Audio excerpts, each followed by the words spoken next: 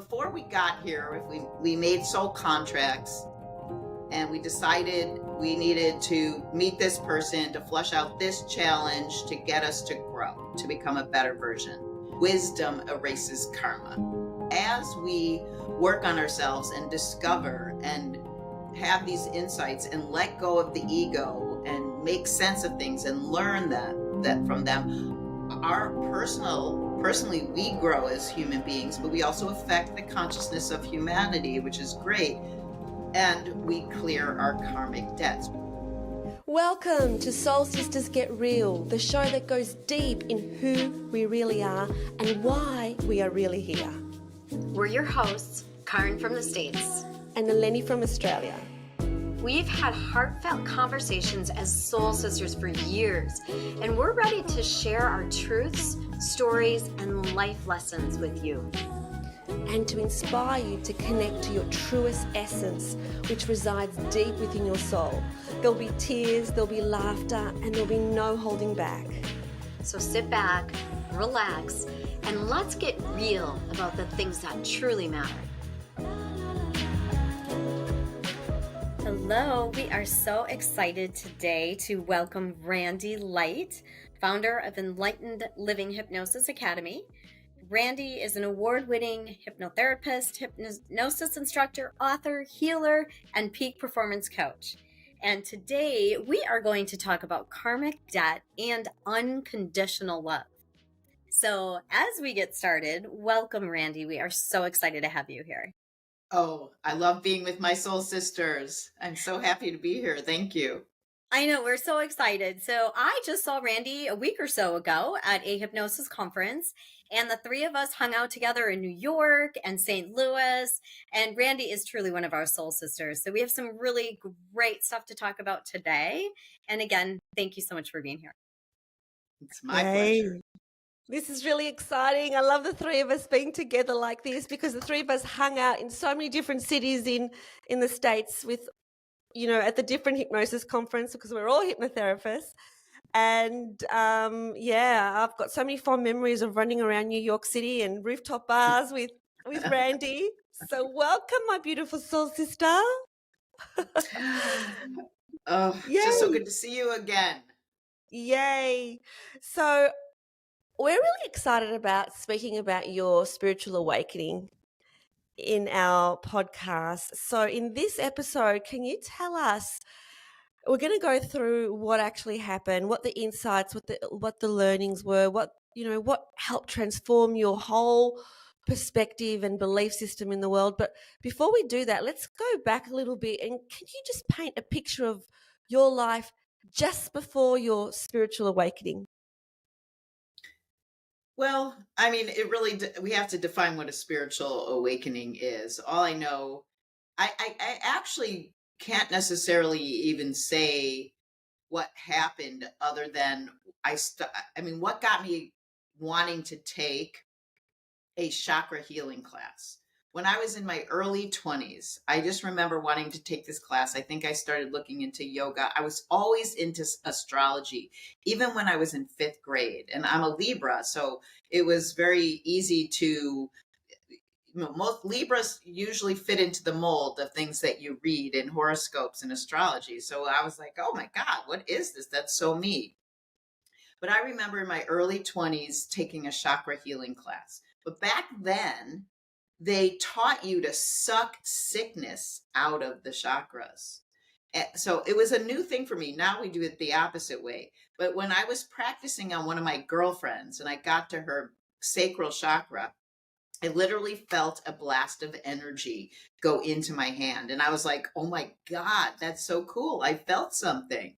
I mean, it felt a physical thing from her releasing. And I was sick for like 48 hours. So that ended my career sucking out people's sicknesses.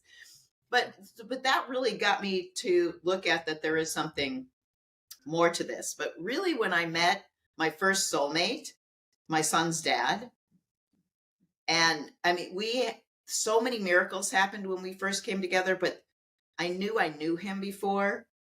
And so then everything I'd been diving into and thinking about was like, oh my God, that's real. It's real.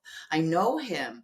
That means past lives are real. That means spirit's real, everything. And so that probably did the most for me, is falling in love. And boy, did I fall in love hard. Yeah, hard. But we also worked with a medicine man. And so I did that for 6 years in California, and did all kinds of ceremonies with the Lakota people, and peace dances, sun dances, vision quests, sweat lodges were every month. And that was fascinating. And I could talk a lot about that. But those are the things that really woke me up. And that was a long time ago. That is so fascinating, Randi. So you don't really have many people during their spiritual awakening is, a significant event that happened in our life. And it seems like you kind of eased into it and you looked into it. And then tell me a little bit about the medicine man that you worked with in California. Oh, it was such a fascinating time. So I was the Green Pledge coordinator for Earth Day 1990 in San Francisco. There were 400,000 people that came to this event in 1990. In 1970 was the big thing. Now, I have a master's degree in environmental education. And I went through a stage where I was pretty self-righteous, and I was really mad at what people were doing to the planet. But I ended up getting a master's in environmental education. And I was on that journey and living in San Francisco, and it was all these. I could go into so many stories, and I'm going to stay focused on the question. But we ended up finding out that we could go with these people to the Rosebud Indian Reservation, to Rosebud, South Dakota, and be the helpers. Forgot what they call this. The supporters for the Sundance ceremony at Crow Dog Paradise with Leonard Crow Dog, who's pretty famous.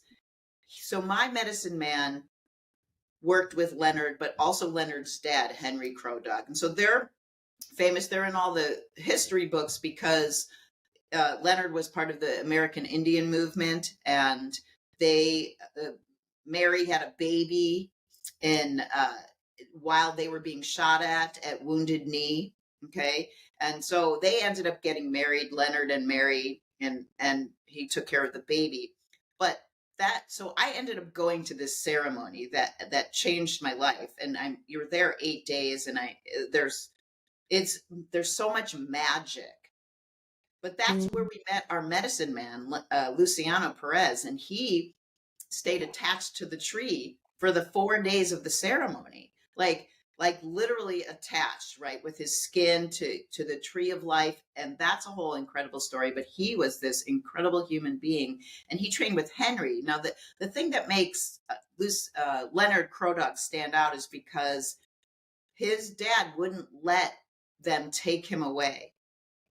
So all the younger kids had to be taken away and going to white people's boarding schools, and he wouldn't let Leonard. So Leonard was really trained in the old ways, and so was my medicine man. But he lived in California, and I lived in California, and so we would do sweat lodge ceremonies in the redwoods every month. We had 4 couples, and we were dedicated. We'd set up an outdoor kitchen. We would do so many spiritual things. And what fascinates me, whether it was at the Sundance, the Peace Dance, or any of these ceremonies, the sweat lodges, is what I discovered now being a hypnotist, is that in a way it was a form of hypnosis, right? People were getting into an altered state of consciousness, doing these ceremonies, and miracles would take place. Miracles after miracle, people getting pregnant, people healing from diseases. I mean, it was incredible. And the beauty and the love and the connection that all of this showed me, now that I'm a hypnotist, I'm like, oh, that was hypnosis. Yeah, I love that. So when you connect all the dots, like in terms of your journey, and you said that when you first started, you had this feeling that you wanted chakra healing, and then you fell in love with your first husband, which led you, and then you had this medicine man experience, and you had these events happening that were miraculous. When you look back, it all feels like, the dots were joined miraculously. So how do you feel from a higher perspective all of that actually came about? What is your belief system about, well, how did you want to do that chakra healing when other people don't want to do things like that? How did that even come into your mind? Do you believe that this is something your soul organized before you reincarnated, all these events to happen?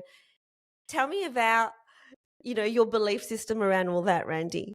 Well, I'm getting chills just thinking about answering those questions. So I don't even know where it's going to go. But that was the thing that blew my mind also about Michael, my son's dad. When we met, we were doing some volunteer work for this woman who was a landscaper and astrologer, and she did our charts, and our nodes of the moon were in the same location, which means you have a karmic debt. So we had agreed to be together and do something. And when we got together, I mean, we looked exactly alike. We weighed about the same. We both had brown curly hair, green eyes. He was short. We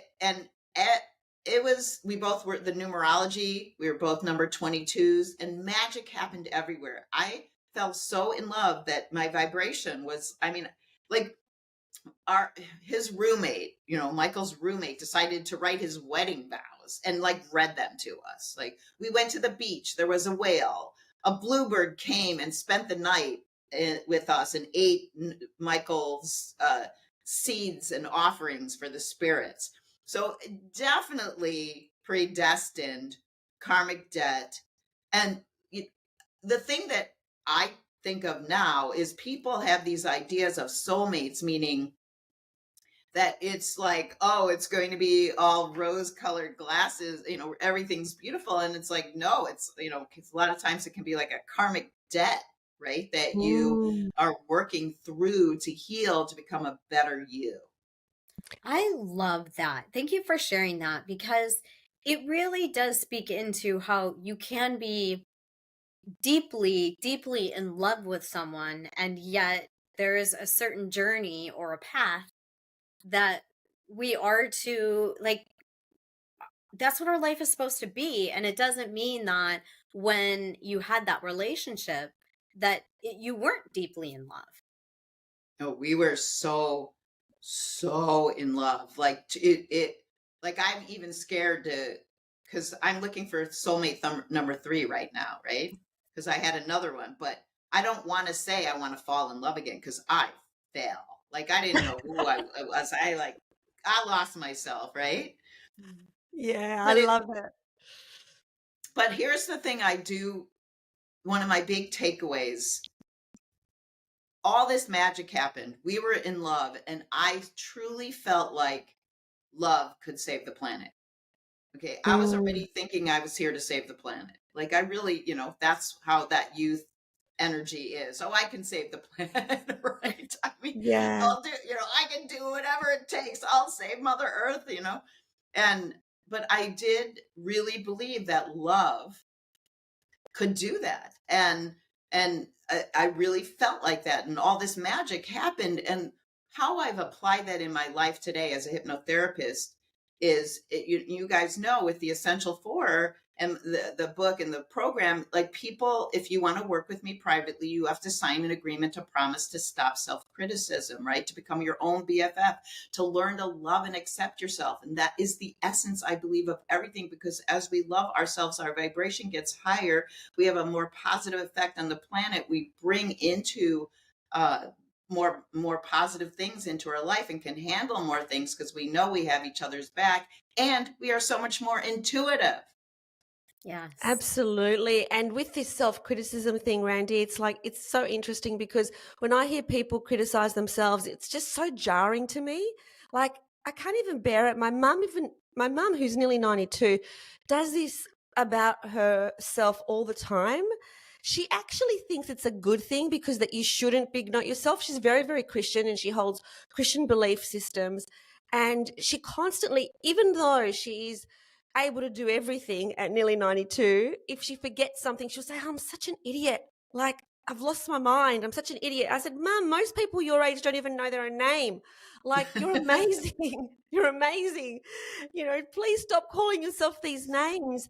And yeah, in terms of what you said about people making an agreement with themselves that they won't criticize, like, I can't even imagine criticizing myself. And when I hear other people doing it to themselves, it just stands out. And yet this is the way that they're used to living and the way they're used to going through life. So yeah, it's absolutely so important. But this is something you said, Randy, in your last discussion that I just want to clarify for listeners, because I know that, some of these terms are normal for us to hear and others are like the first time they've even heard it. So what does karmic debt mean? Because it's interesting that you said that you fell in love with your soulmate, who was your first husband, immediately, and you knew that you were in love because there were so many synchronicities that were happening around you. And interestingly, you said you looked alike, and I thought my first husband and me, they thought that we were brothers and sisters. They always used to say, "Is that your brother?" Because he looked so much like me. So how did you know there was a karmic debt, and explain what it is and how it can be paid back? Okay, let's dive in here. Well, the first signal was that this lady told us that we have our nodes of the moon in the same location. And those words came out of her mouth, that we have a karmic debt, which meant we've been together before. And it means so that we have things to work on. So now I can bring all the knowledge since that time, right? Because that was years ago, into the understanding. Even though I was very deeply, totally in love, had done the falling in love energy. I mean, I loved Michael so much, like I forgot about myself. I did notice we were young. I had self-esteem issues, right? I had a critical role model. My mom didn't just criticize, I don't even know if she criticized herself, but she certainly criticized everybody else, and especially me. So that affected my concept of me and my self-concept. And so that would show up, right? So in relationships, we get mirrored, right? It mirrors our weaknesses, our dark sides. It like flushes it out. But when if your neuroses clash, if you will, right? So my dark side or my emotional side and someone else's emotional side, and we're in a relationship, are clashing, then we can both be really upset and do like the same kind of negative energy, and it just can cause big fights, basically, right? Or whatever it is. If you don't fight, you just don't talk. So it was a very big, major roller coaster. And so the thing is that as we go through relationships and we discover and grow and become a better version of ourselves, because that is the key, and learn to love ourselves, right? So it teaches us that's what the relationships, that's what the karmic debt, it's different for everyone. Everyone has, before we got here, if we made soul contracts, and we decided we needed to meet this person to flush out this challenge to get us to grow, to become a better version. Now, I truly believe that wisdom erases karma. And like Dick Sutphin was big into saying that. So as we work on ourselves and discover and have these insights and let go of the ego and make sense of things and learn that from them, our personally, we grow as human beings, but we also affect the consciousness of humanity, which is great. And we clear our karmic debts. We learn the lessons that we decided we would learn before we got here, not necessarily with grace and ease, right? Right. But we learn them. And that is what I prefer, to learn my lessons now with grace and ease. Right. What you just said, though, is fascinating. So I've got to say something about that. You just said we can repay our karmic debt with wisdom. So you're basically saying that just with knowing better, we've repaid it. You don't actually have the belief that we actually have to do something in order to repay the karmic debt. You just believe that just by recognizing that you were acting out of ego, recognizing that the higher perspective is completely different. That way we can repay the karmic debt. You don't have to actually take action and physically do something to correct karmic debt. Is that what you're saying, Randy? So I'm going to answer that, but I'm going to come back to it. Let's pretend that isn't true for a moment, and we go through this experience, right, to pay back our karmic debt. What's the outcome of that, right? We learn something. We discover about ourselves, or we get this wisdom, right? So that's the end result either way. So it can be done through deep wisdom and understanding and forgiving and letting go, right? Or get hit over the head with a baseball bat to learn our lessons, right? They're both, the outcome is the same. So it's the outcome we're after. Absolutely. So just so that we can have a real concrete example, are you able to share, like, what was your lesson with that relationship? What was the karmic debt? And what did you realize? What was the higher perspective? Well, I am not sure if I can say something, okay, I can, because what just popped into my head was learning to love myself, right? That, being able to love myself. I think it's a bigger, broader thing, but I've had belly issues, right? Colon issues. And so learning to love myself and recognizing when I'm worrying or anxious, because I'll say I was a worrier, and now I say I'm like a warrior. So all of that are my lessons to learn to love myself internally, not externally, not have to have people telling me they love me in order to love me or to see me or to recognize me, and to be able to be at peace with humanity and be at peace with what's happening in the world. So I think that sometimes there are little blocks of wisdom or stepping stones, but for the bigger main cause, if you will, the bigger main thing for us to grow and heal and experience joy on earth, and to learn each lesson and basically to have fun, experience joy, be present, and stay in a high vibe as much as possible. Yes. So I have something very interesting. I had a conversation with, in one of the conversation with angels that we did, not too long after Josh died. And she was a woman that channeled the angels. And one of my questions is, what was Josh's purpose in this life here, or my purpose in this life here with him when he passed away, my son, in the motorcycle accident? And it was interesting. The answer was that it was for him to learn to love himself and to love you. And you had had many lives together, and you had promised to do it again and again and again and again until that lesson was learned. And many times it wasn't learned. And so the karma was neutralized in this life because I taught him how to love himself. He knew how to love himself and how to be loved by me. And his contract was complete, which at first, when I first heard that, I was a little taken aback. And the next morning, I remember waking up and being very sad and crying and thinking to myself, how did he just decide it was over? Like, how can that be? And of course I loved him. I was his mom. I loved him to death. And he did love himself. He was so successful, and he had gone through some tough trials in his life. And so I had to process it for a bit, because I was like, well, that doesn't mean his life was supposed to be over. Yet it really was a beautiful thing to learn, that he did love himself and that he knew how much I loved him.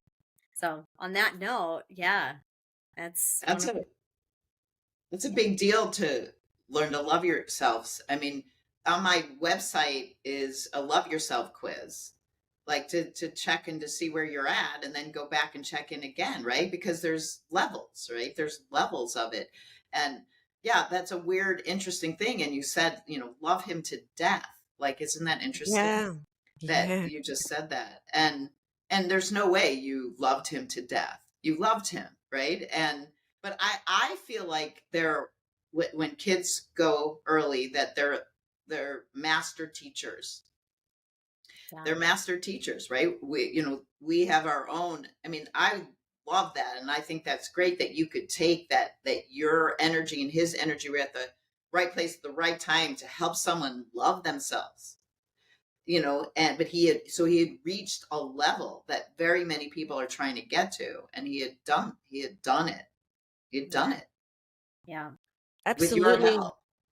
Well, Caryn is also a master, because how many people would agree that, yeah, this is what we're going to do when we reincarnate is my son's going to pass before me. Like there, in my mind, there is nothing more fearful, nothing more painful, nothing more courageous. It's like the ultimate Yeah. sacrifice. So in order for your soul, Caryn, and for you to actually agree to something like that, because as humans we can't envisage ever agreeing to something like that, and yet it's the biggest sacrifice possible. Like, there is no bigger sacrifice. I agree. Yeah, I've said that many times. Like, what was my soul thinking? And I do feel a connection to Mother Mary, because I do get it. When I think about Jesus and being on the cross, and the sacrifice that she made, knowing that was coming. I think about that often. Like, oh, Here, Wow. here you are. I mean, talk about that courage and vulnerability and that combination. And here you are, because I know people who have been sexually abused and gone through different experiences and lost children, and would want to do something like this, but don't have whatever it is you have, Caryn, to do it, to be the soul sister getting real, and to be able to help others heal because of your journey. I know they want to, but you're actually doing it. Yeah, thank you. absolutely. So with regards to Randy, with your first husband, I'm just fascinating just to tie that little story up, which is not little story, but quite a big story, where you were so in love, you had these incredible, profound insights, that you learnt to love yourself as a result of the relationship. And then the relationship ended. Do you feel like it ended because the lesson was learnt? Oh no. Oh no, no, no, no, no, no, no, no. I did not love myself because of that relationship. If Okay. anything, it was the opposite. It has taken me so long to learn to love myself. Oh my God. I went through another super long-term relationship, like 16 years. And that one helped me. But literally, I swear to God, you guys, I have one friend who has been in my life for a few years. She actually lost her husband a couple of years ago. And I'm like, Nancy, you are the one person I truly feel unconditionally loved by. I've never experienced it. Sorry. It's like I get this incredible feeling, but I've not experienced it. Not by my people in my life. I mean, my son, but that's different when they're younger than you. But yeah, I've not experienced it till recently, like in the last few years. That's beautiful. I've someone that I know too that I recognize has never felt unconditionally loved, and part of that is not we can't help someone feel unconditionally loved. We can love them, and yet that's an inside job, isn't it? To feel unconditionally loved. Yeah, Yeah. and I'm also at a the place.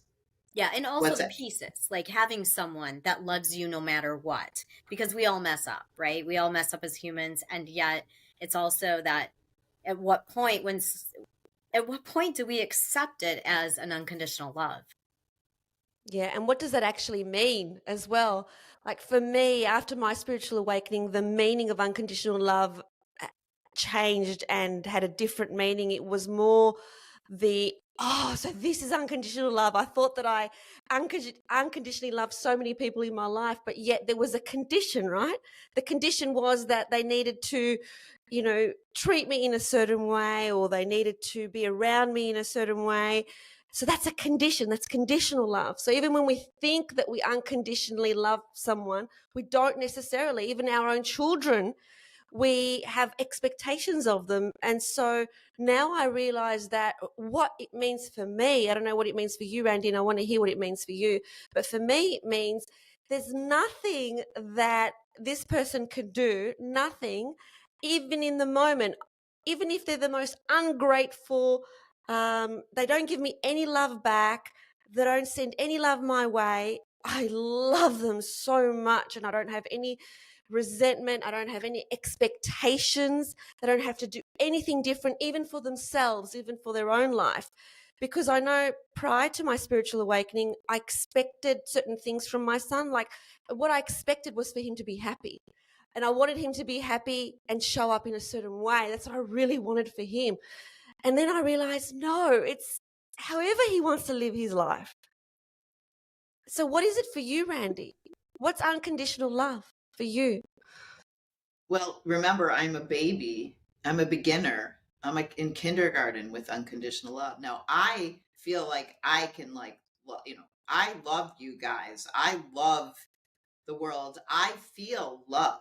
Like, I show up and, I feel very connected. And it's so it's one of the high love, not love languages, but of the 6 human needs. So, but what I've noticed that this person is capable of that most people aren't is that whatever I do, she's not going to judge me. Whatever I tell her, like I have some friends that they just lose it if I tell them something that's not in their frame of mind. I'm like, oh my God, it's different than telling and talking to hypnotists who get that, right? Who we know how to sit and listen to someone without going, and like, right, that's our job. So I feel like what I'm discovering about this person is part of it is her, right?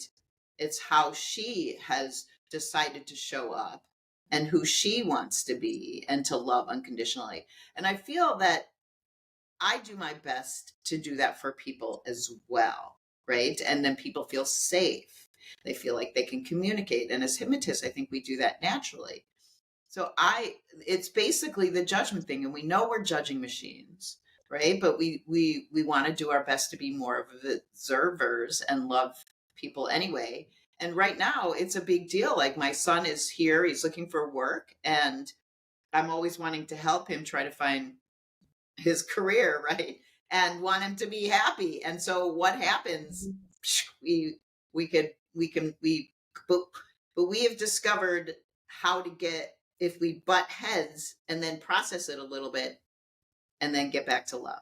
And that I could never do with my past 2 long-term relationships, but I'm ready to be able to do that. And I think that's a little bit more tangible of what love and unconditional or universal love can be. Absolutely. And I wanted to hit on that point is you're ready to do that. And the key is finding someone else that also knows how to love unconditionally, right? It's almost like it's a learning for us, because when we love ourselves, we learn how to love others unconditionally because it is a non-judgmental space. And the key for you, which I know you know this, is getting out there and finding someone that also loves themselves enough to love you unconditionally. Yes, but I don't think she needs to look for that person. I think that person already exists. I know it's just terminology, but Randy, I don't believe that you need to find anybody. That person at the right time, when they are ready, when they're at your standard, they're just going to come into your life like magically. You don't have to look for them.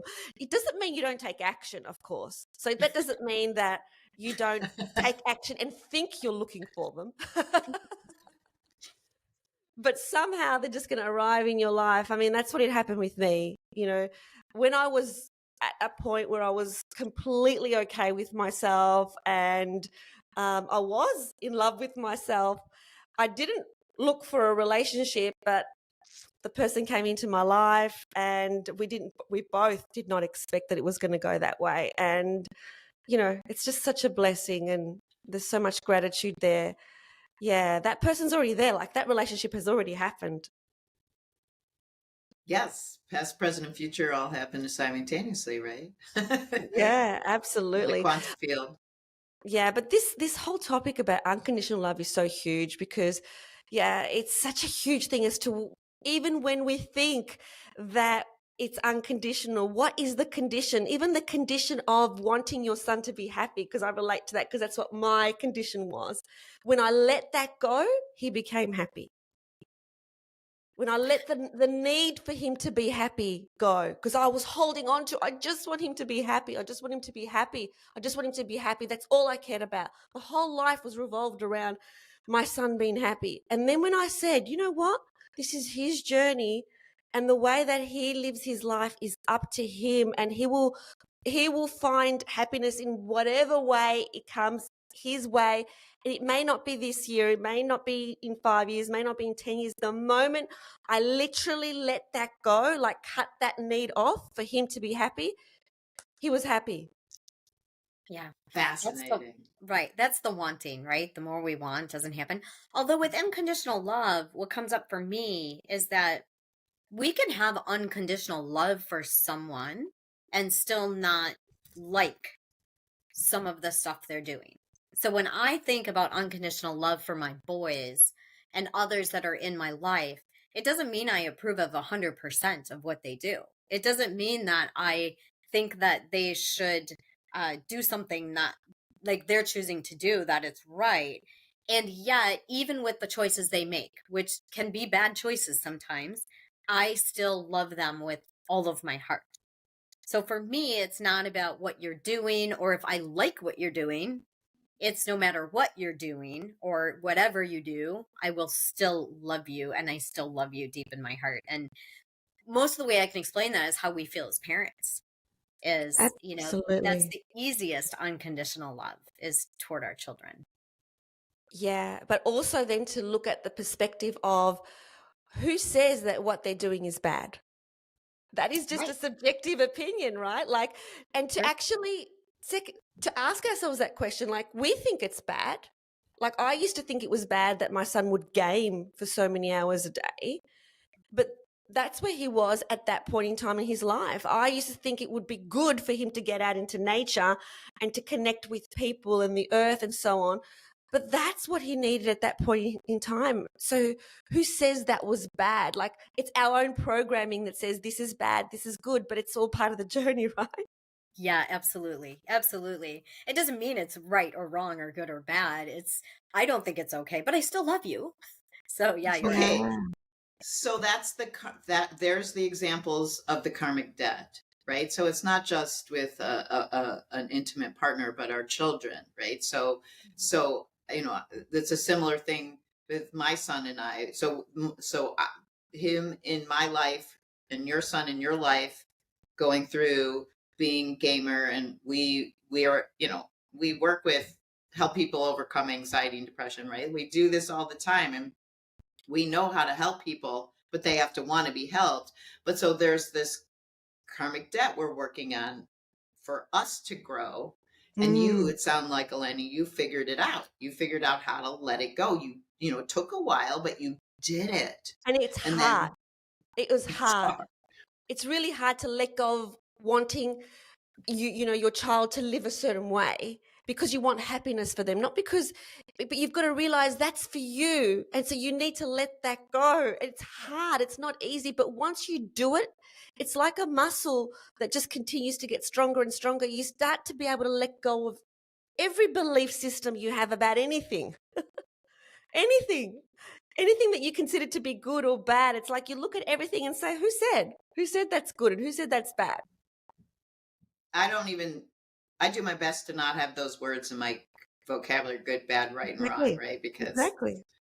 But seriously, learning to let that go. That's our mother's journey. As a mother, that's our journey, right? And it's flushed out with, when I was younger, I was like, what do you mean you're not doing the exact same thing I'm doing, right? It's with my first relationship, but you're me, I'm you. We're the same, right? We're like twin souls or whatever they call them these days. And so, and then I was like, wait, but you're not me. And now you're doing that. And I would never do that. And why are you doing that? And blah, blah, and then it was like, what? We're different people. And I'm not joking. Like I felt so, they have all those names for it now. And it's, what's that called when two people are Twin flame?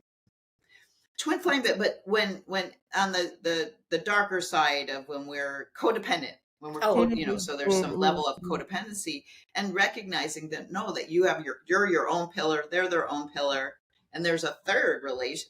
There's the relationship that's a separate pillar, and same with our children, right? There's us, there's you and your child, right? So everything is a lesson, everything is information, and everything, every single thing that happens to us, every single connection we have with everyone else, the way we relate, the way we communicate, how we feel when someone just comes into our space, everything is a lesson.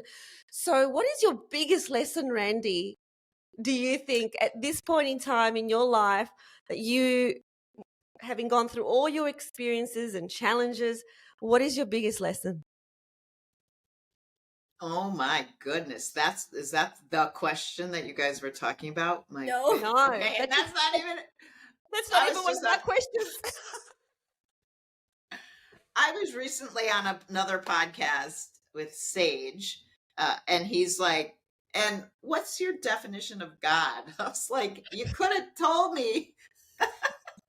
I mean, that's like, do we have all day? Like, how do you? So my biggest lesson is just really all I can think about right now, and how to answer that is pretty much what I've been answering. I've been single for 9 years. I mean, I've dated and had, year and a half and different things, but I love my life. I love who I am. I live in a community that somebody was calling, like, it's like one of the blue zones, because it's a true community. It's a town of 600 homes. We do have a lot of pollution nearby, but I feel like I have done some mastering of myself, of loving myself, of accepting myself, of being in with my, like, really appreciating and enjoying my own company. And those, for me, are big lessons. It took me a long time. I got a taste of it when I was 25, when I met Michael. Like, I lived in the mountains of New Mexico. My neighbors were a half a mile away, and they were just a fish hatchery. I was like felt really empowered at that time. And that's when I met Noah's dad, and he flew out on a 1,000-mile blind date to meet me. But then it flushed out, and I recognized I had all these fears and didn't know necessarily who I was, and didn't really necessarily love myself and believe in myself, and recognize all my intuitive abilities and healing abilities. And so now, after 2 long-term relationships and 9 years being on my own, I have gotten to another level of where I really want to be in. So I feel like then I have mastered some things, and now I'm ready for soulmate number 3, right? So, because it's time for my soul to grow again. I love it. Yeah, that's beautiful. Yeah. And those are the lessons, are the ones that feel harder, we actually grow more with. And and there's so many lessons in our life, but I love where you're at. I love that you love to be by yourself. And it sounds to me like you love yourself enough that you're ready to give away also a lot of love, because you have a lot of love to give. And I tell my clients that also as a hypnotist, is when we love ourselves, we become more lovable and give space for others to love us so we can give it back. Ooh, yeah, I like that. So, Randi, this podcast is called Soul Sisters Get Real. What does that phrase mean to you? Well, I love it. Okay. And I'm going to cry. That's Soul Sisters Getting Real, right? Like I'm interviewed a lot, on podcasts, and I've never experienced this, whatever this is, soul sisters getting real. Like, so just let's say that, like, I feel like my second relationship, my second long-term relationship, it didn't, at the end, neither one of us could get real. We couldn't take off that final mask. I didn't feel safe. It wasn't safe for me. If he would have, I would have. But that's what I love about this. Like, we're vulnerable, we're courageous, we're talking from the heart and saying deep, real things. Yeah. And I feel safe talking with you guys. I feel comfortable. I don't have to put on a mask, or like I'm presenting right now. I'm in a bubble with you guys, because this is the podcast. Soul Sisters Get Real. We get real. It's deep, heartfelt. Beautiful. Love that. I've got goosebumps all over my body as you were speaking. It was like, oh, thank you so much, my beautiful sister. I love you so much. Oh, it's so good to finally see you again. I mean, Caryn and I have been seeing each other. That's why I'm loving up on Eleni. And I love being with Caryn. We walked it a bunch at the conference and processed together. And it's just so good to be with you guys. And I love what you're doing, and keep doing this. And I hope it just reaches thousands and thousands and thousands of people, because people need to get real. Yay. Thank you. Thanks for joining us. What a great conversation. Loved it. Thanks for watching. We hope you loved it. And if you did, please like this video and subscribe to the channel. And remember, always connect to your truest essence. And choose love. We'll see you next time.